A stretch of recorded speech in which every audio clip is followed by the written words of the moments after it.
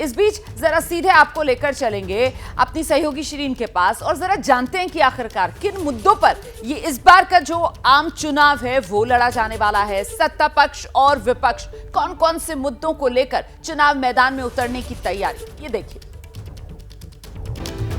चुनाव का ऐलान होने वाला है। ऐसे में बड़ा सवाल यह है कि किन मुद्दों पर लड़ा जाएगा चुनाव। अब तक जो मुद्दे राजनीति के केंद्र में हैं, उसको एक नजर देख लीजिए। सत्ता पक्ष के लिए सबसे बड़ा मुद्दा है मोदी की गारंटी। मध्य प्रदेश, राजस्थान और छत्तीसगढ़ में बीजेपी ने मोदी की गारंटी के नाम पर जीत हासिल की। हर रैली में मोदी की गारंटी का जिक्र किया गया। 2024 के चुनाव में भी मोदी की गारंटी की गूंज सुनाई दे रही है। वहीं विपक्ष जातीय जनगणना को भुनाने की कोशिश कर रहा है। राहुल गांधी अपनी रैलियों, भाषण में दावा कर रहे हैं कि अगर सत्ता में आए तो जातीय जनगणना करवाएंगे। बीजेपी विकसित भारत का सपना दिखाकर चुनाव मैदान में उतरी है। पीएम मोदी हर रैली में 2047 तक देश को विकसित बनाने का वादा कर रहे हैं, जबकि विपक्ष रोजगार को बड़ा मुद्दा बनाता रहा है। राहुल गांधी मोदी सरकार में घटते रोजगार के मौकों को हर मंच से उठाते रहे हैं। सीएए बड़ा मुद्दा रहने वाला है। चुनाव के ऐलान से ठीक पहले मोदी सरकार ने सीएए को लागू किया। विपक्षी पार्टियां सीएए का जोरदार विरोध कर रही हैं, जबकि बीजेपी को सीएए के नाम पर फायदे की उम्मीद है। विपक्ष पेपर लीक को मुद्दा बना रहा है। राज्य दर राज्य पेपर लीक युवाओं के साथ साथ सरकारों के लिए भी सिरदर्द बन चुकी है। हालांकि केंद्र सरकार ने पेपर लीक रोकने के लिए कड़ा कानून बनाया है, लेकिन इस पर अभी लगाम नहीं लग पाई है।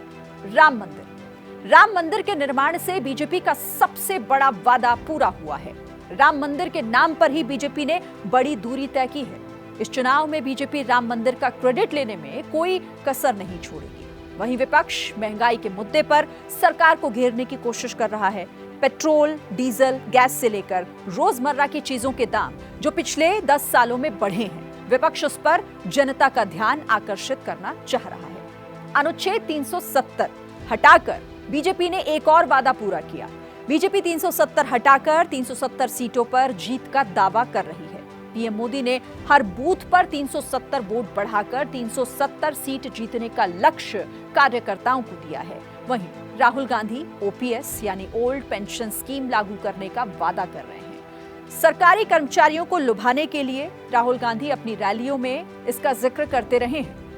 2014 और 2019 की तरह 2024 में भी भ्रष्टाचार पर वार बीजेपी के एजेंडे में आगे है।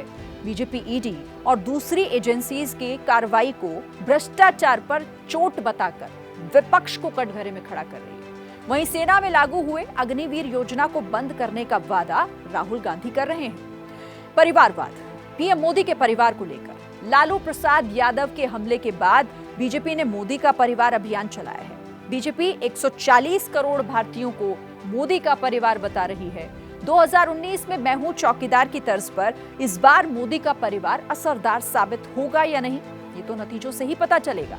परिवारवाद के मुकाबले विपक्ष चीन, पाकिस्तान की हरकतों को चुनावी मुद्दा बनाने की कोशिश करता रहा है। चीन के कब्जे में हिंदुस्तान की जमीन का दावा राहुल गांधी कई बार कर चुके हैं। तो ये तो वो मुद्दे हैं जो चुनाव ऐलान के पहले से उठ रहे हैं। आज के बाद चुनावी फिजा बदलेगी तो और भी कई मुद्दे सामने आएंगे।